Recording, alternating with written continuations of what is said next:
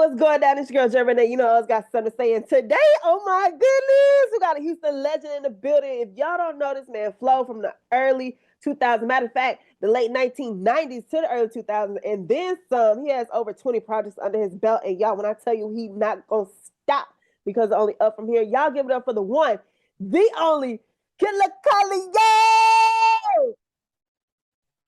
What's going on, Miss J. Renee? What is going down? You have been extremely busy.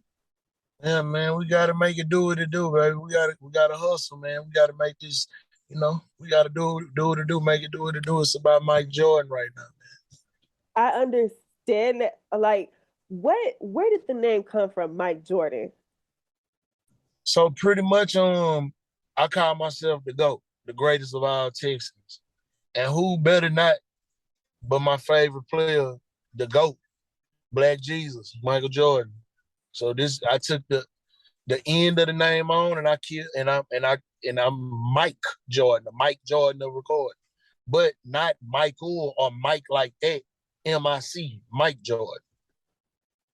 Now, I do have to give you credit because when it comes to naming projects, you are literally the most creative person that I know, from Candy Paint and Texas Plates to, excuse me, like Purple Punch and having things like, oh my good, like how do you create these names and have an entire story behind them? I mean, pretty much is because I put thought in the records. Hip hop. The thing and the beauty I love about hip hop is when you're doing a body of work, it's almost like writing a book or doing a feature film.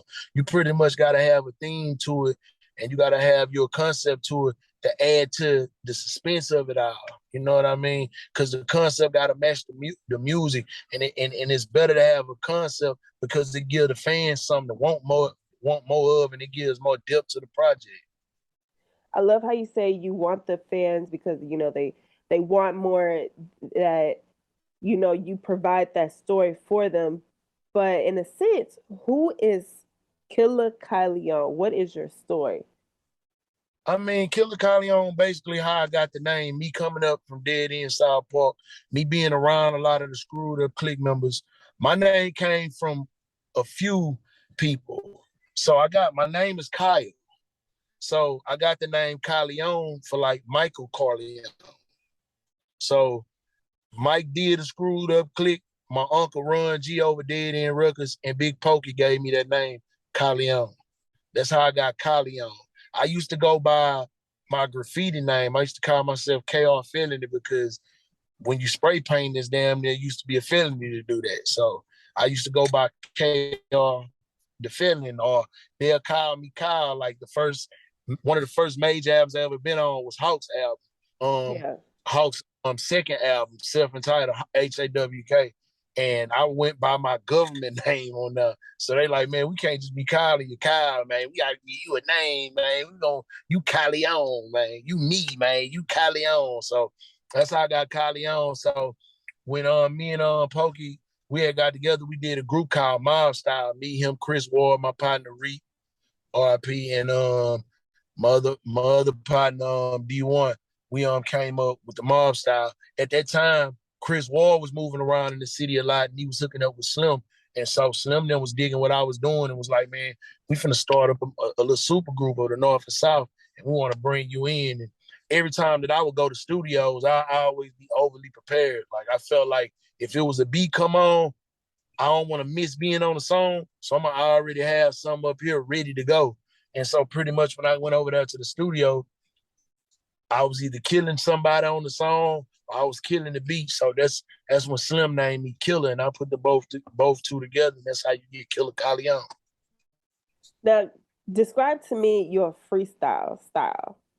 Because, we have that type in Houston where, and I say this frequently, we have the storytellers, we have the people that, they can rhyme any words together, but you are like the punchline king.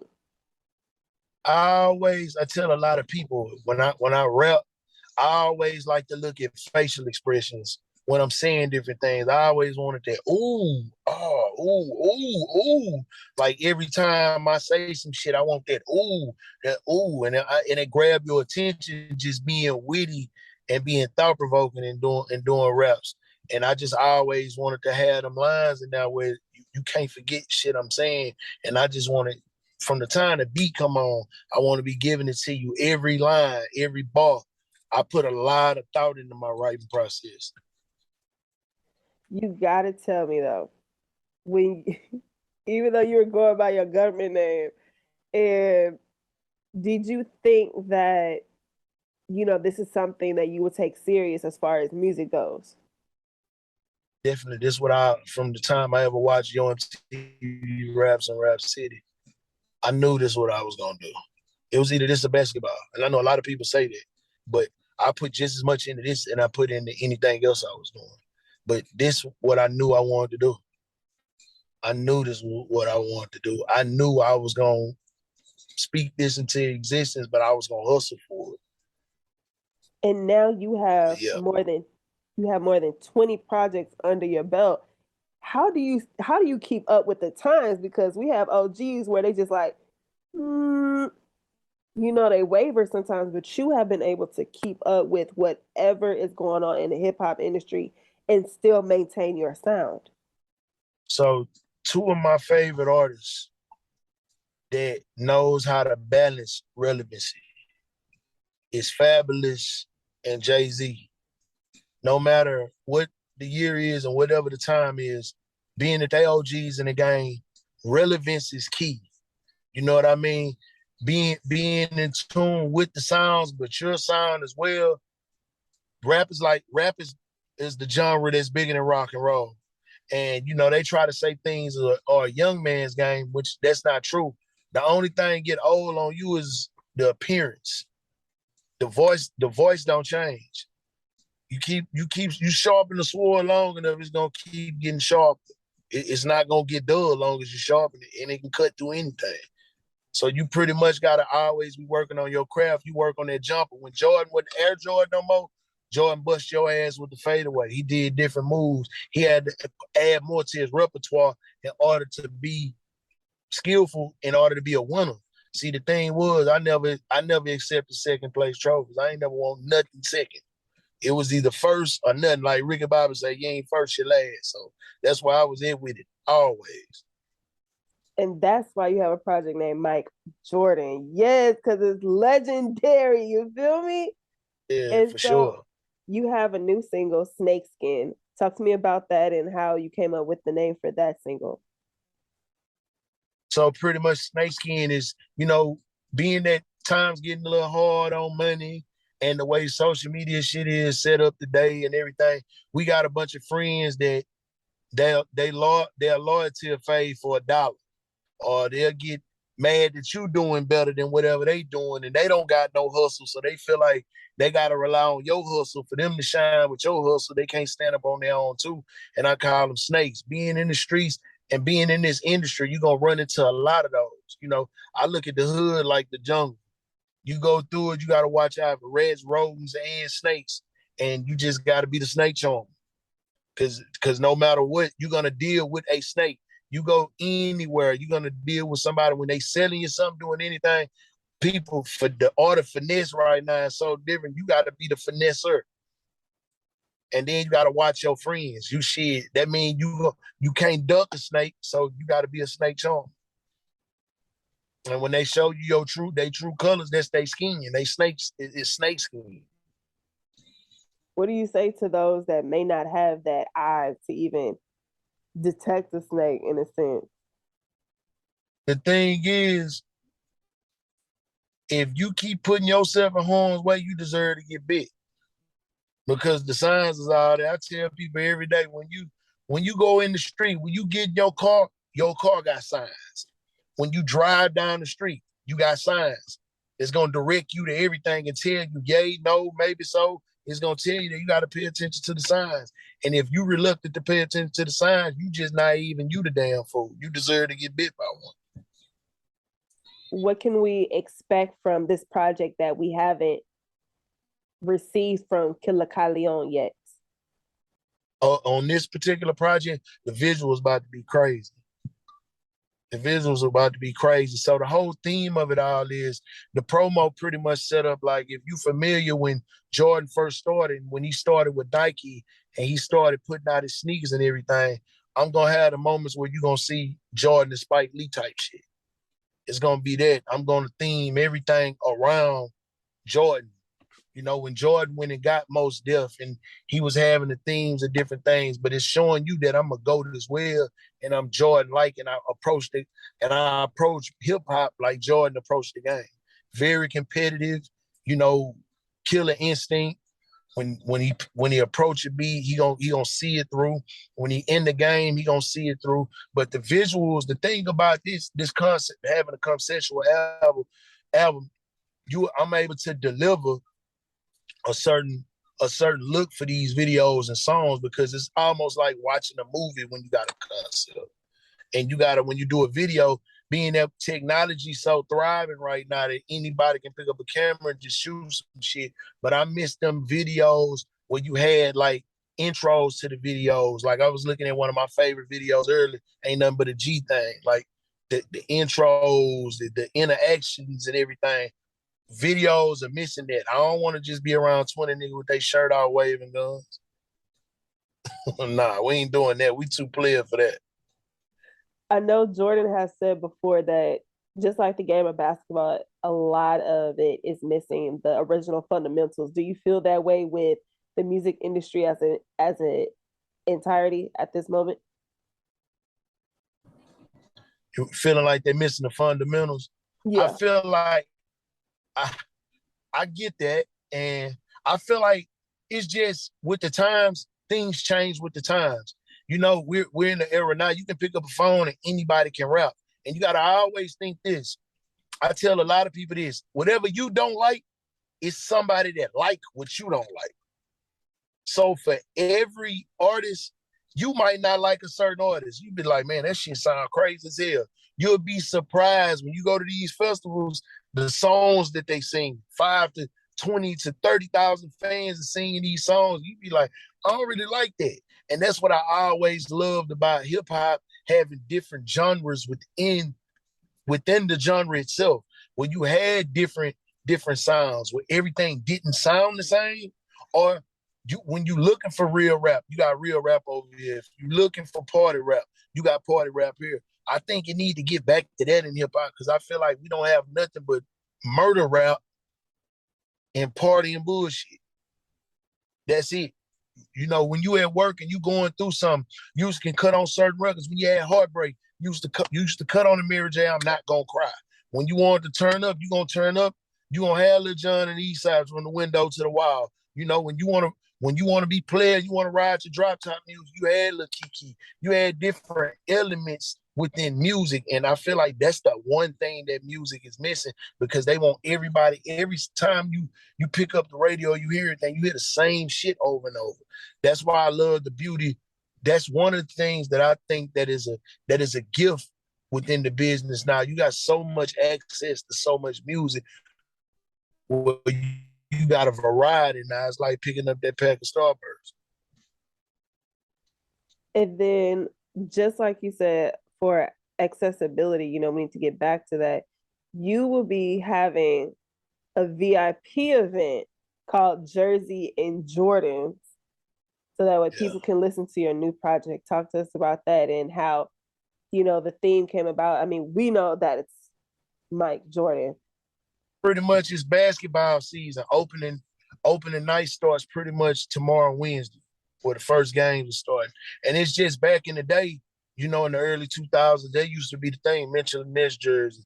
Being this is a basketball theme and it's basketball season. She come out like you watching a football game when everybody got on they, put your Jordan shit on, throw your jersey on, your best jersey, put on your best J's, man, and come out and just listen to Mike Jordan. And we're gonna do it like 4 quarters. We're gonna have Jim Beam gonna be in the house providing the drinks.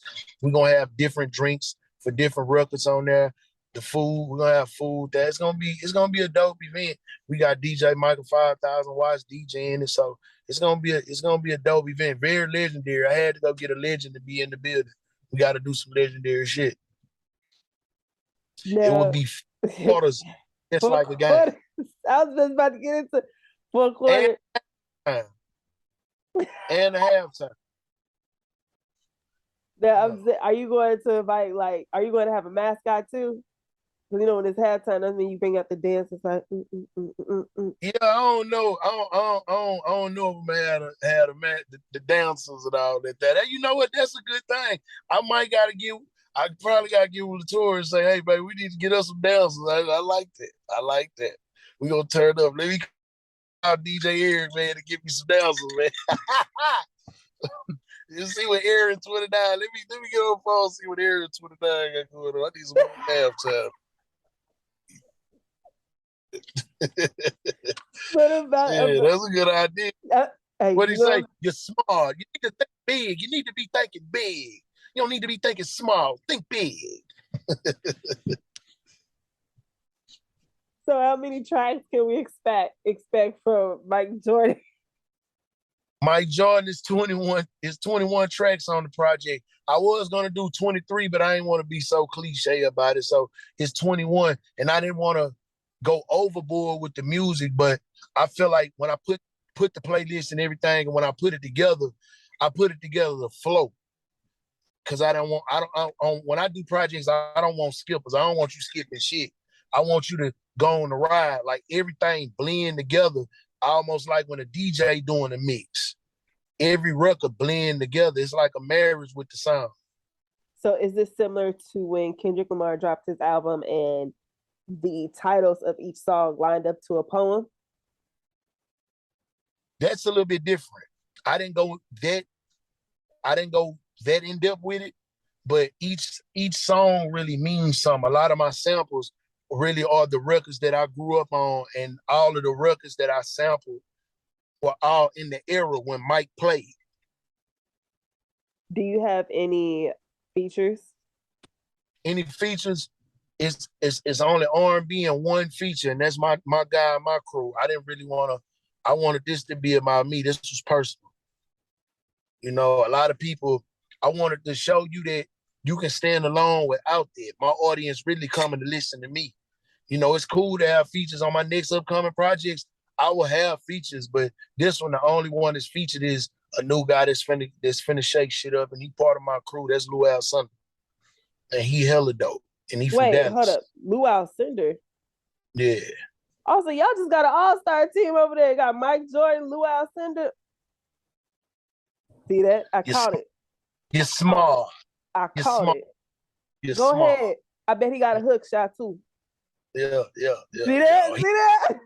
None but the gooders, baby. The best of the best. But be on the lookout for Lou, man. You know? Yeah, man. Thanks for listening. That's his slogan. That's his pay to pay. Thanks for listening, Lou Alcindor. That's the only rap on my joint, my team member. That's it.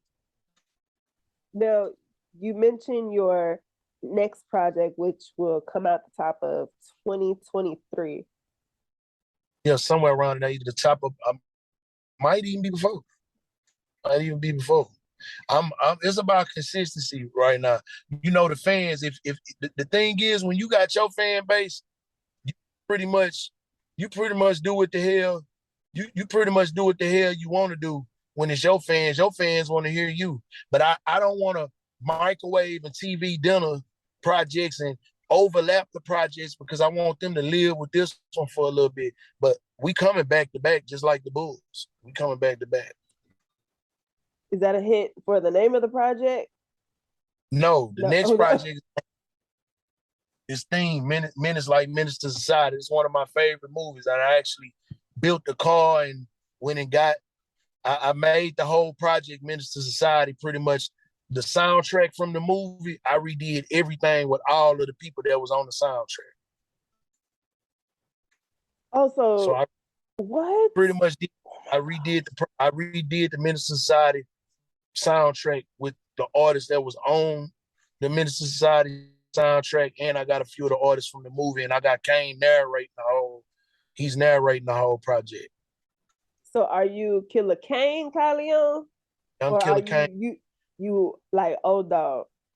No, I'm Killer Kane on that. I'm trying to hurry up and finish the touches because I was gonna get old dog on it as well. But I got I got Kane on it, the actual Kane from the movie. Okay, so I mean, you just tell him he really didn't have to die at the end of the movie because I was really hoping him and Ronnie was gonna go to Georgia, but then Yeah, Osborne. it was supposed to be a part two, but what I love about movies back then, they didn't really need a part two. You know what I mean? I don't think they needed a part two for that movie because it sent out the message that it needed to send. It did that. Boys in the Hood, like those types of projects, I think are just untouchable, like Yeah, legit definitely. untouchable. Love and Basketball too is just like you can't even recreate those, even if you did have the same cast. Yeah, definitely. But Mike Jordan, is it available on all platforms or? All platforms. You can find it on Spotify, Google Play, Apple Music, Tidal. You can find it on YouTube Music. You can find it everywhere. I don't give it. You know, I'm an iPhone guy myself. You know, for the Android people, we got you. Amazon, we got you on Google Play. We got you on whatever you need, man. No, not to the Amazon crowd. I'm just to the Android crowd. I don't know. You know, I'm just saying. Yeah, I mean, you got to include the green text messages. Yeah, there you. Pity.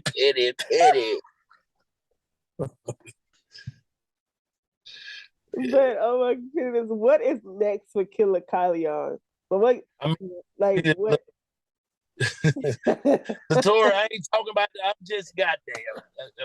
I would be in the doghouse. What's next? We gonna keep turning up. We gonna keep turning up. That's what we gonna keep doing, man. We gonna keep delivering good music. We gonna stay consistent and we gonna stay working in order to get the people the music. That's the main thing. Consistency is the key to anything. Will you ever put out a project where you just straight up freestyling all the way through from front to Yeah, back? so I do those a lot. That's my 30 for 30. 30 days, 30 deaths. Like once I started on Instagram, I would go every day with a flow. I'm coming with that again too. Okay, I'm gonna be on the lookout. Yeah, For boom. real. Yes. We 30. Oh, it could be called 30 for 30.